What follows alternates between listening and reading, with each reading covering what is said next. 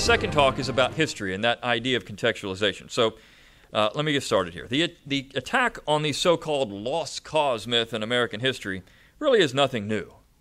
Beginning in the 1950s and 60s, historians like Kenneth Stamp began a concerted effort to undermine the dominant historical interpretation of the war, namely that the war and Reconstruction had been stains on American history, that the war could have been avoided, and that slavery was only a peripheral issue in the entire conflict. In fact, Stamp privately wrote that he could never be a, quote, Negro-hating doughface like James G. Randall or Avery O. Craven, men whom Stamp considered to be some of the worst historians in American history. Now, why would he say that? Because unlike Stamp, Craven and Randall did not buy the neo-abolitionist narrative of the events leading to the war. Craven, in fact, placed the war at the feet of the blundering generation, too foolish to accept compromise to avoid bloodshed. He had no love for Southerners, but he was also equally hard on Northern abolitionists. To Stamp, the war had been a moral crusade from the beginning, a conflict that began when Southerners realized that the institution of slavery was doomed and the only recourse was secession. Abolitionists were the morally righteous men in white hats destined to save America from the evils of slaveocracy. It did not matter that most Americans viewed abolitionists with suspicion in the antebellum United States, or that their tactics were less than peaceful. What matters is that they won, and the South should be viewed in a far less sympathetic light than the blundering generation school accepted. In fact, this is what Stamp had to say to his mentor, William B. Heseltine, in 1945. Quote, I'm sick of the Randalls, Cravens, and other doughfaces who crucified the abolitionists for attacking slavery. If I had lived in the 1850s, I would have been a rabid abolitionist. When the secession crisis came, I would have followed the abolitionist line, let them secede and good riddance. But once the war came, I would have tried to get something out of it. I would have howled for abolition and for the confiscation and distribution of large estates among Negroes and poor whites, as the radicals, some of them, did. I would have been a radical because there was nothing better to be. I couldn't have been a conservative Lincoln Republican and rub noses with the Blairs and Sewards, and I couldn't have been a Negro-hating Copperhead. My only criticism of the radicals is that they weren't radical enough, at least so far as the Southern problem was concerned. Stamp, along with Eric Foner and others, are often cited as the objective, quote-unquote, objective historians in contrast to the lost cause pro-Southern ideologues. But who is telling the truth? I mean, if you understand, this is important to understand who these people are. They're not objective at all. We would be foolish to think that Stamp occupied a novel place among American historians. The early postbellum period was littered with historians ready and willing to make the South the ultimate villain in American history, the peculiar other offset by the superior and progressive North. James Ford Rhodes' multi-volume work on American history is indicative of this type of scholarship. Rhodes believed Reconstruction to have been one of the worst episodes in American history, but he held men like Calhoun and Jefferson Davis responsible for the carnage and bloodshed of the war, and placed the institution of slavery front and center. Rhodes was not a neo-abolitionist and minimized the role of abolitionism in the coming of the conflict, but he rejected the Southern position that the war had been fought for the principles of 1776 and the right to self-government. Other historians like German Hermann von Holst took the same approach, which is why Southerners believed, and rightly so, that the real war was only beginning. The war that ended on the battlefield in 1865 began anew with the pen not long after the ink dried at Appomattox Courthouse. Southerners understood the stakes. If the Northern view of the war, now so triumphantly supported by Lincoln's assassination in 1865, became ingrained into American society, there would be no hope for salvaging any promising memory of the Southern people. There would be traitors identified with an institution that the majority of Americans now found morally repugnant. They knew that the real story of America, the fact that Virginia was the most important colony and state in the early Federal Republic, that the South had led the way for much of American history, that their cause of secession was the same as that of the founding generation, that there was more than just a smidgen of hypocrisy and Northern self-righteousness and the afterglow of victory, they knew that was the real history of America. But how do a defeated people retain their memory and their character? More importantly, how do the losers help write the story? And it must be noted that the vicious attacks on traditional Southern history we face today are not novel. Southerners in the postbellum period experienced the same thing. Now, there were two types of Southern historians in the postbellum period: the amateurs and a burgeoning and productive group of well-trained professionals. Both aimed to craft a story of the South untainted by Northern views. The first group, the amateurs, included people like Mildred Lewis Rutherford of Athens, Georgia, and John Cussons of Alabama. Now, it's important to talk about amateur historians, and I mentioned popular history earlier. Amateur historians do a very good job because if you can write popular history, you reach more people, and that's what they were aiming to do. Cussons penned two little books on Southern history in the late 19th century. For 32 years, he had watched as Northern friends of ours have been diligent in a systematic distortion of the leading facts of American history. This is his words. Inventing, suppressing, perverting without scruple or shame, until our Southland stands today pillared to the scorn of all the world and bearing on her front the brand of every infamy. Unquote. The South had sat silently, watching as the North explored every avenue to disparage her people, her cause, and her history. In the short period following the war, Northerners had painted the South as the personification of meanness, folly, and utter and incurable inefficiency. Those are his words. The South was the despicable other in the American mind. And as a result, quote, the economist with a principle to illustrate, the moralist full of his philosophy, the dramatist in quest of poetic justice, in short, every craftsman of tongue or pen with a moral to point to or a tale to adorn turns instinctively to this mythical, this fiction-created South and finds the thing he seeks, end quote. This had broken the unwritten agreement between the two sections following the war. Northerners would acknowledge Lee and Jackson as great Americans, and in return the South would consider Lincoln to be the man of the hour who saved the Union. And the South had come to accept it. Her people had been turned against their own history, brainwashed into believing the Yankee version of American history, a history fabricated in the years following the great struggle for independence. Southern children were the targets, and as a result, quote, this is Cussons saying this, our grandchildren, trained in the public schools, often mingle with their affection a pity, a pathetic sorrow, solacing us with their caresses while vainly striving to forget our crimes. A bright little girl climbs into an old veteran's lap and, hugging him hard and kissing his gray head, exclaims, I don't care, Grandpa, if you're an old rebel. I love you. That could have been said today. Cussons is writing this in the late 19th century. Cussons understood one of the great maxims of history by quoting the great British historian Lord Macaulay. Quote, a people which takes no pride in the noble achievements of a remote ancestry will never achieve anything worthy to be remembered by remote descendants. The systematic destruction of the Southern tradition by distortion and lies would render her people impotent in the future. His words were more than quaint, unreconstructed rants against the government. They were not, I'm a good old rebel. Cussons wielded a philosophical hammer against Yankee Puritanism in an attempt to save the South from self-loathing, guilt, and shame. Cussons knew the South. The real South still existed. It had been defeated in war, but the Southern people had much to admire in their history. Her heroes defended a noble tradition. And that tradition, if correctly articulated and saved, would place the South at its proper place in the forefront of American history. Unfortunately, his double-barreled assault on Yankee distortion has been mostly forgotten. His two short works defending the South are not placed among the great tomes of the late postbellum period, primarily because not many know they existed. His first book is entitled United States History, in quotes, as the Yankee Makes and Takes It. And then he wrote another book entitled A Glance at Current History. They are clear, concise, and more importantly, caustic. They are as witty as Bledsoe's Is Davis a Traitor or Taylor's Destruction and Reconstruction, and while not as meaty as Stevens's or Davis's multi-volume masterpieces on the war and Southern history, offer the same defense. Now, so who was John Cussons? Well, he was born in England and emigrated to North America in 1855.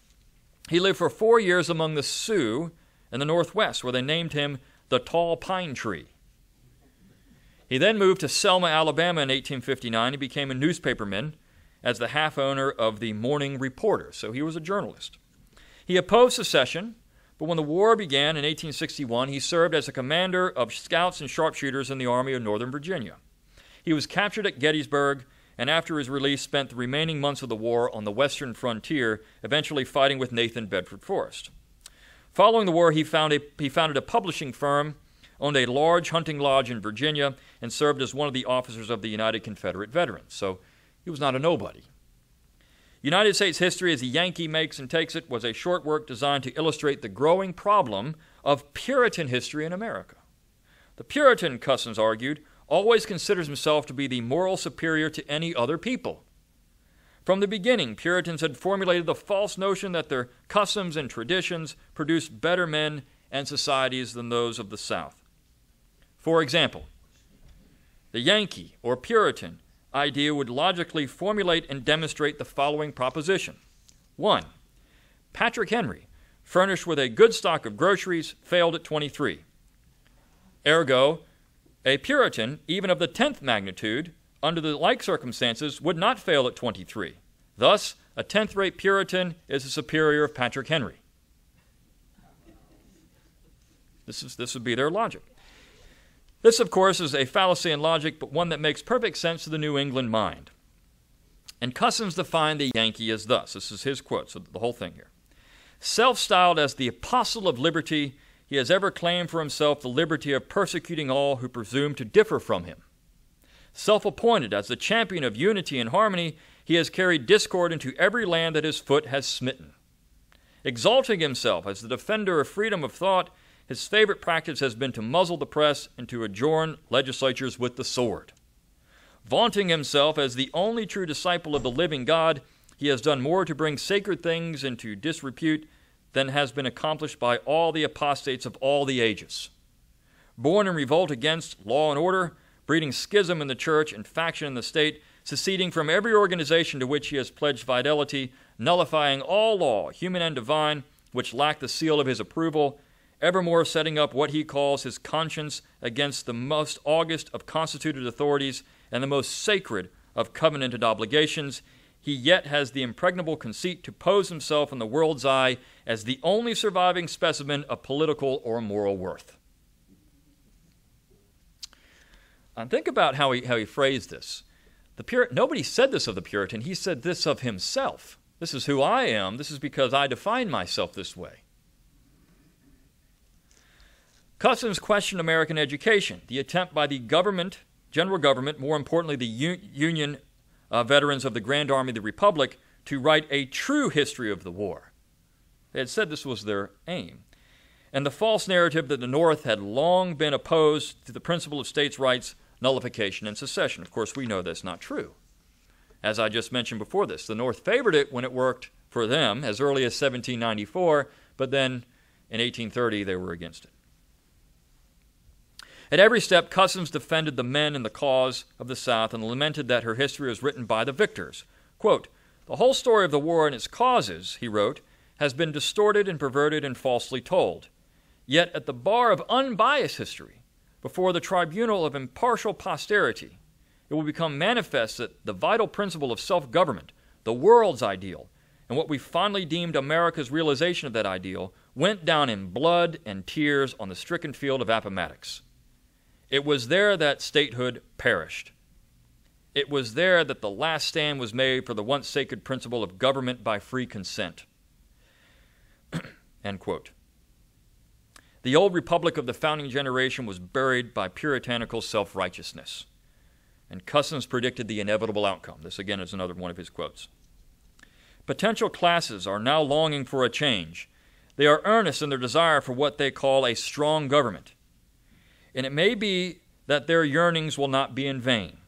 The corruption of a republic is the germination of an empire. A period of domestic turbulence or foreign war would render usurpation as easy as the repetition of a thrice-told tale. Political speculations would then reassume their old names: sedition, constructive treason, and the familiar remedies would be applied: press censorship, the Star Chamber, letters de cachet, and bureaus of military justice." End quote. And again, he's writing this in the late 19th century.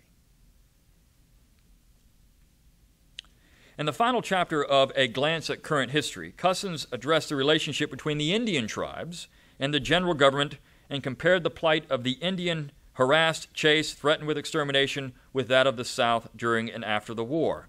He recoiled at their treatment and bristled at attempts to make them good people, quote unquote. How would it sound, he asked, if the Indians said in response to the bloodthirsty General Philip Sheridan that there is no good Yankee but a dead Yankee? I don't know, sounds pretty good. Like the South, the Indian had a noble heritage that was being trampled by an invading army. Cousins believed the two shared a common cause. So I guarantee you, if you take history in graduate school, you're not going to read Cousins. I guarantee it. And like Cousins, Rutherford was not a trained historian, but also like Cousins, had a firm grasp on the Yankee problem in postbellum America. Rutherford, however, was a leading figure in the establishment of the United Daughters of the Confederacy and was the historian general of that organization. Now, it is true that Rutherford made mistakes in her histories, and who doesn't? And she is often castigated for her romanticized version of the antebellum period, particularly of race and slavery, positions that are unfashionable today but were bolstered by the professional historians of the time. But Rutherford also made several good contributions to Southern history, most often by using the words of Northerners to support her arguments. Her often vilified Truths of History is a collection of primary documents designed to defend the Southern view of government and society with Northern voices. So again, this is an Institute of Northern Studies. Here you go. This is an artful tactic that can still be used today. Rutherford also took seriously the concern of author and diplomat Thomas Nelson Page, another vilified figure from the New South. Page said this, quote, "In a few years there will be no South to demand a history, if we leave history as it is now written. How do we stand today in the eyes of the world? We are esteemed ignorant, illiterate, cruel, semi-barbarous, a race sunken in brutality and vice, a race of slave drivers who disrupted the Union in order to perpetuate human slavery, and who as a people have contributed nothing to the advancement of mankind." Again, could not the same words be written today? Rutherford insisted that Southerners study their own past to combat what we would call cultural Marxism, or the Yankification of American history. And Southerners responded. In the late 19th century and early 20th centuries witnessed a resurgence of interest in Southern history, particularly from native Southerners.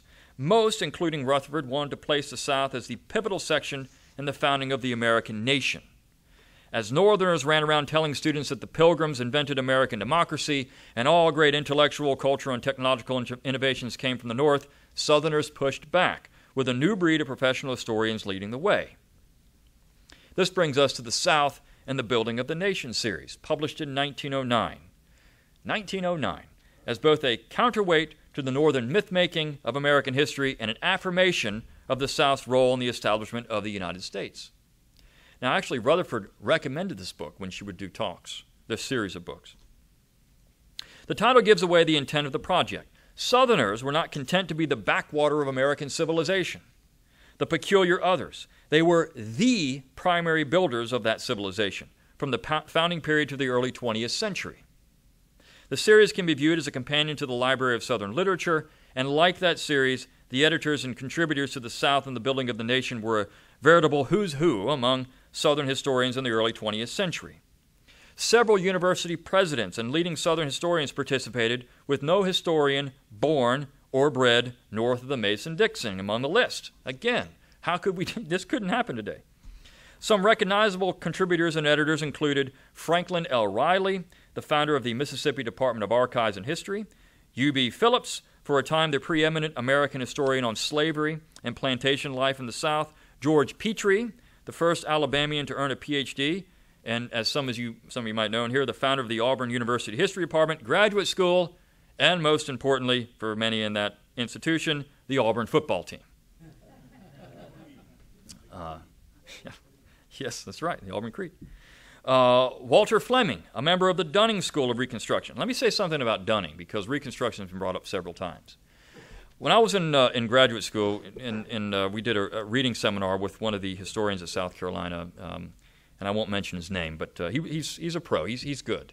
And he pointed out, when you look at Reconstruction, that the Dunning School often viewed Reconstruction in a very long period of time. It didn't end in 1877. They continued it out. It was Reconstruction political and economic, and they didn't focus entirely on the South. They also looked at the North.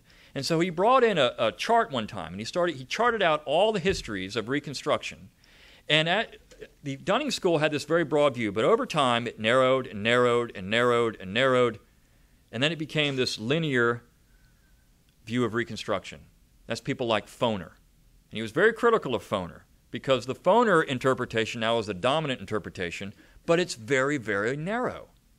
And so he said, again, who is being the better historian, Eric Foner or William Dunning, or the Dunning School? So the Dunning School, of course, is a pejorative, but they actually did very good and important work. Fleming actually wrote or edited a book entitled The Documentary History of Reconstruction, which is 2 volumes, is very good, and you can get it in the public domain now. But again, it's just a collection of documents about Reconstruction from all viewpoints. This is what historians are supposed to do. Samuel Childs Mitchell, president of several universities across the South, including the University of South Carolina, was part of the editorial board. Edwin Mims, professor of Lit at Vanderbilt and primary advisor for almost every one of the fugitive agrarians. Douglas Southall Freeman, the distinguished historian and author of multi-volume biographies of Lee and Washington. And 2 important presidents of the College in William & Mary, J.A.C. Chandler and Lyon Gardiner Tyler, the latter of which I'll talk about later in this talk. So you had a number of individuals who were very important in the South. I mean, these were university professors, presidents, chancellors. They weren't nobodies. And many of them were professionally trained historians. Like many of the histories produced during this period in the South in the building of the American nation, or building of the nation, I should say, is often ridiculed for its open racism and glorification of the Old South. But these attacks are often leveled by people who have never read any of the volumes. Like U.B. Phillips and the Dunning School of historians, they are often flippantly discarded by establishment historians and graduate students, while much of the fundamental material has not been disproven, only reinterpreted by later generations. That is the key to understanding the current situation. The fight is against interpretation, not fact. And as any honest historian will tell you, most of history is just that, interpretation. The progressive historian Charles Beard, for example, never said he had the interpretation of the Constitution. It was an interpretation of the Constitution. This is why graduate students used to study historiography, and at South Carolina you would take that with Dr. Wilson. Now they study fashionable trends without digesting who wrote history or why a particular history was written. This is often as important as the material itself. There are, of course, exceptions to this rule. One of the better is John David Smith's Slavery, Race, and American History, where he criticizes contemporary scholars who, quote, pay insufficient attention to the contributions of their intellectual forefathers, especially those with whom they disagree ideologically. It is true that most, if not all, of the contributors to the series were racist, quote unquote, but so was most of America in 1909. They had commonly held views for the time, but the charge of racism is an anti-intellectual statement designed to smother or blacklist a currently unfashionable belief, study, or program. Many of these men were progressives, in fact, who also viewed the South as an important part of American civilization moving forward. One contributor, Peter J. Hamilton, served as a federal judge in Puerto Rico. Another, Collier Merriweather, was an American advisor in Japan, and Mims became an outspoken opponent of lynching in the South and later served as president of what is now called SACS, a regional accrediting body for Southern colleges and universities. Several of these men held leadership positions in colleges and universities across the South well into the mid-20th century. The history contained in these volumes is perhaps the best expression of the Southern mind in the postbellum period. That alone should make it worthy of study. But that would also require a careful examination of the material without the lenses of presentism or presentism, something the current academic profession seems almost unable or unwilling to do. In short, these volumes cannot simply be written off as some quaint, lost-cause fabrication of American history or a white supremacist polemic. They are a serious academic exercise in a solid narrative format, a thorough and at times critical examination of the South's role in the American experience in an attempt to understand all facets of Southern history, political, cultural, and economic, with the evidence available to them at the time. 2 volumes, in fact, are dedicated to Southern economics, something that had not been comprehensively studied since the late antebellum period. One section on, quote, free contract labor in the antebellum South, plowed new ground in telling a sympathetic story of free black labor before the war, a field that in 1909 was virtually non-existent. This section, by the way, was written by Alfred H. Stone of Mississippi, a man now regarded as one of the more virulent racists in the South, but in his day was so well received as an economic historian that he was appointed as a research associate at the Carnegie Institute in Washington. The aforementioned Smith wrote a very good essay on Stone and his slavery, race, and American history. Yet while Phillips, Freeman, and Fleming still receive attention from the modern academic community, even if insufficient, one of the contributors to this series, Lyon Gardiner Tyler, has either been ignored or ridiculed by the modern academy and the public at large. What is the reason? Well, Tyler did not confine his efforts to academic history. He would often engage the popular press, and by engaging, meaning taking them on when they were wrong, and writing histories intended for consumption by the masses. This is what I said earlier. In other words, Tyler took seriously his role as a historian for the people, not just academics. This is what Shelby Foote used to tell anyone who would listen. Historians need to learn how to write. Too often we can't write. We write these paragraphs that don't make any sense unless you're an academic. We'll write a sentence that's 57 words long. And the public can't read that. So you got to write for them. Now, Tyler was the second youngest son of President John Tyler, and as such a fervent son of Virginia. That's also an interesting story. And for those who don't know, John Tyler married twice. He married his second wife when he was president, and they had, I think, 7 or 8 children. One of his sons, Lyon Gardiner Tyler, then of course had children late in life as well. He got married very late in life, married a second time, and his son still lives at Sherwood Forest. And I was just told before this, actually used to lecture at the Citadel. So he's in his 80s now. But he is the grandson of John Tyler, not the great-grandson or great-great-grandson, but the grandson of John Tyler. In addition to being the president of the College of William and Mary, Tyler spent much of his career writing popular histories of Virginia from the colonial period to the present day. He wrote and edited Tyler's Quarterly Historical and Genealogical Magazine, which is a fine collection of stories related to all elements of Virginia history. Some of these works were little more than pamphlets for mass consumption. It would be like writing an internet article today. Just write it out, let the public see it. For example, his Virginia First, which we've also published at the Abbeville Institute website, is a collection of 15 points designed to place Virginia at the forefront of American history. As he wrote in the first point, the name First given to the territory occupied by the present United States was Virginia. It was bestowed upon the country by Elizabeth, greatest of English queens. The United States of America are mere words of description. They are not a name. The rightful and historic name of this great republic is Virginia. We must get back to it if the country's name is to have any real significance. So we just call it Virginia. My daughter would love that. She's named Virginia. So it makes her sisters angry. Why is she named Virginia? Everything's named Virginia. But they're Charlotte and Savannah, so those are good names too. The rest of this little essay followed the trend. Virginia had the first representative government, the first Thanksgiving, was the first to declare independence, the first to agitate for independence, the greatest of the early American statesmen and leaders and gallant sons who served with distinction throughout American history, called Virginia home. Of course, tell that to your tour guides at Plymouth, and they will give you a curious look of bewilderment. Don't you know that Plymouth was the first at everything? Tyler was also responsible for an essay that ran in Time magazine in June 1928 entitled Tyler versus Lincoln.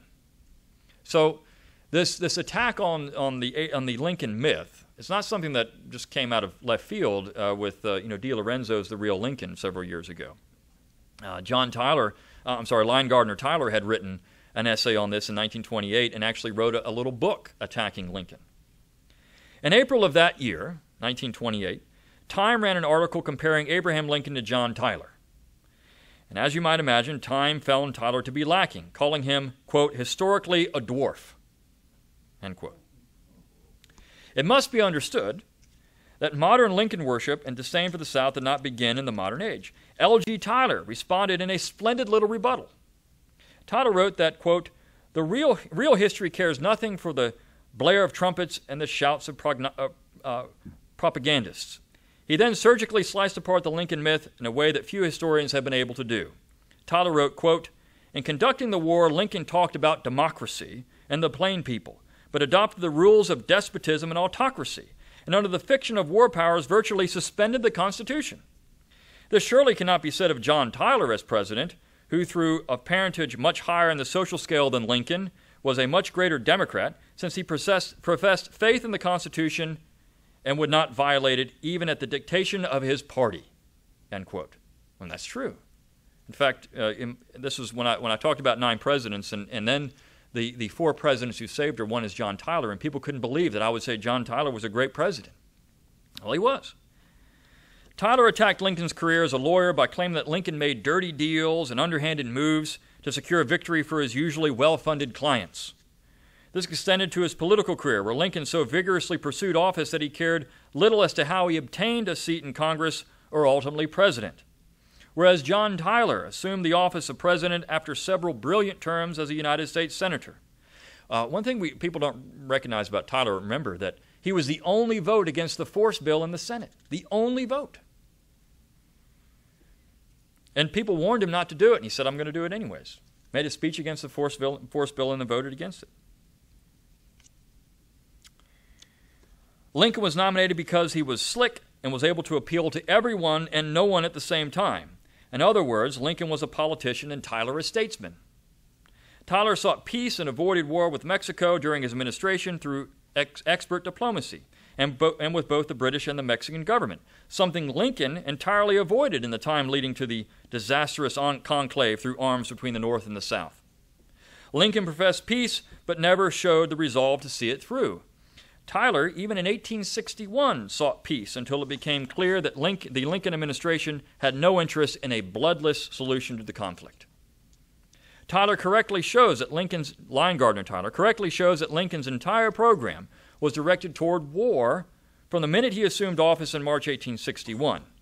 This would be considered lost cause mythology today, and several of Tyler's critics have labeled it that, but the evidence is clear that Lincoln went headfirst into war when other options were on the table. Perhaps the best part of Tyler's piece, Tyler versus Lincoln, is his explanation as to why the tariff issue was important in 1861. This is something that I think anyone can learn from. It was not because, as several modern historians like to suggest, the South paid more in tariff revenue than the North, but because the newly crafted Southern tariff will be less than half of the tariff of the general government, the Union government, thus creating a competitive economic environment that the North would lose. Lincoln was not concerned about losing his revenue because Southerners were out of the Union. He was concerned about losing his revenue because a minuscule Confederate tariff would undercut the North and shift trade to the Southern Confederacy, thus destroying the Northern economy. So it's not enough to say, well, 80% of Southerners pay the tariff. You need to focus on how the new Southern tariff, would undercut the North. Northern financial interests could not compete with a vibrant free trade federal republic on their doorstep. Again, this is written off as a lost cause myth, and establishment historians can sit on television and make stupid statements like, "No one was talking about the tariff in 1861, when Tyler clearly shows that they were. That was a Jon Stewart episode. They had Judge Napolitano on, and they had Eric Foner, and I forget some other establishment historian, and they. Of course, these people look like they're starstruck. They're on TV, and here's Jon Stewart, and they can't believe they're here. "Mommy, look, I'm on TV." And so they make statements like, "No one had talked about the tariff in 18. No one did." And, of course, the objective is to make Napolitano look like a fool. It didn't work, at least anyone who knows anything, but all the lefties went crazy over this. "Oh, look, we just took apart the whole lost cause myth." But this is only scratching the surface of Tyler's supposed lost cause mythology. According to his critics, Tyler's most substantial contribution to the lost cause myth was his 1920 A Confederate Catechism. The Catechism received quite a bit of press in May of this year, with several mainstream and leftist media outlets running pieces on its modern influence or lack thereof. The Catechism is still used by some SCV camps as an educational piece and certainly has historical worth. Critics won't agree, but remember, the current assault is over interpretation. The Catechism does outline several points that critics view as both illogical and ahistorical, not the least of which is Tyler's minimization of slavery as the cause of the war. It is also denounced because of its format, but most modern academics equate catechisms to solely religious functions, not realizing that many history textbooks use a catechism format in the late 19th and early 20th centuries. Matthew Page Andrews, for example, used a catechism format for his very popular United States history textbook, which, by the way, is not anti-South. He actually talks about secession in a very positive light. A work that was adopted by hundreds of schools across the United States. Rote memorization was the standard method of historical learning until the 1960s when it fell out of fashion. Better to learn theories and trends than actual people, places, dates, and events, unless, of course, those people, dates, places, and events correspond to a revised vision of America. Tyler contends that the northern invasion of the South started the war, that Lincoln purposely broke the peace between North and South when he invaded Fort Pickens, not Sumter, that Lincoln did not wage the war to free the slaves, that the South had long been the milk cow of the North, and that secession was true government of the people, by the people, and for the people. These positions are considered heresy to the Lincoln mythmakers, and accordingly Tyler, like all Southern historians of the early 20th century, has come under attack for being a liar, a mythmaker, and worse, a racist.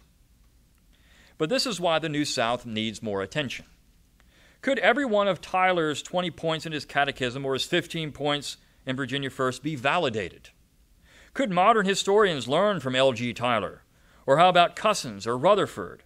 Or the dozens of professional historians like Phillips or Fleming, or pro-amateurs like Stone? I think the answer is definitively yes. More importantly, can the New South be as vital to the understanding of the Southern tradition as the Old? Did men like Dabney and Mencken, or even the agrarians, fail to entirely understand the influence of the Old on the New? Could the New have prospered without some of the ways of the Old? And was the race question the only element of Southern history in the 20th century that makes it unique? In other words, were Southerners just good, racist Northerners? Take away race, this is what the narrative is. Take away race, and they are bland, corrupt, and money-hungry as the New England Yankee. That's what people would say. Only more violent and with less real culture. It was only race that made them unique. That would seem to be the assumption, but I think a tremendously incorrect one.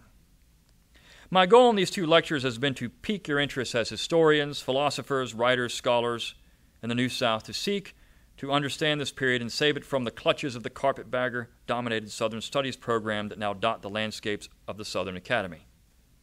Their goal is to condemn and contextualize, to sell a myth to the American public that these Southerners were corrupt and deceitful without remorse or compunction for the sin of secession and sectionalism. Those are modern value judgments, and their myth is even more whimsical than the lost cause. Their myth is even more whimsical than the lost cause.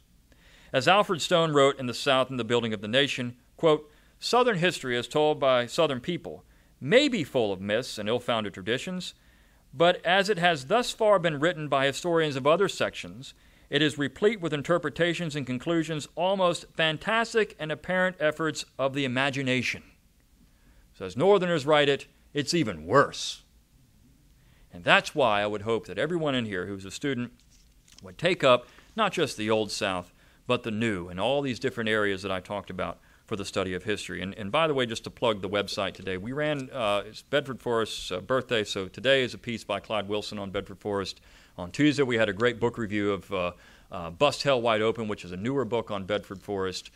We ran a piece on Richard Russell yesterday, and then tomorrow is a piece by Boyd Cathy on Dabney and the New South, kind of a look at what Dabney said about the New South. So these are all vilified figures, and this is what our website does better than anything else, is bring these people to light and maybe give you a different perspective on them.